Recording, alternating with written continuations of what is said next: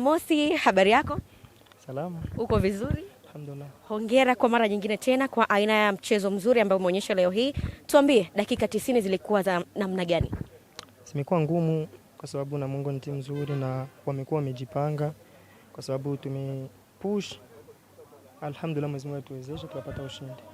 Hii ni tuzo ya 3 mfululizo kwa upande wako kama mchezaji. Hii ina maana gani kwako, lakini pia kipi hasa bora ambacho nadhani unacho na umeweza kufanikiwa kuchukua tuzo 3 mfululizo za ligi kuu?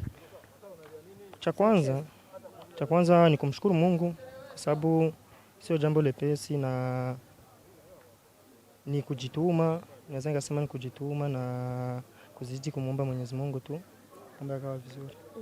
Mwalimu alizungumza kitu gani na nyinyi kipindi cha kwanza kilivyomalizika, kwa sababu mara ya pili mmeingia kiutofauti zaidi na umeweza kushinda goli?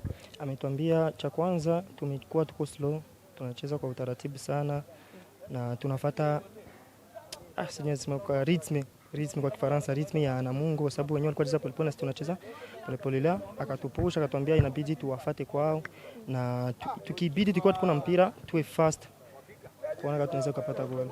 Pengine hali ya hewa ya leo kuwa jua kali imechagiza mchezo labda kupata ushindi mdogo zaidi? Ndio, hali ya hewa ilikuwa ngumu sana sababu jua lilikuwa likali na pitch inawaka moto sana. Yaani hauwezi ukakaa ukatulia leo. Ndio. So hiyo pengine ndio imechagiza kupata ushindi mdogo leo? Hapana. Mwenyezi Mungu tu amepanga hivyo.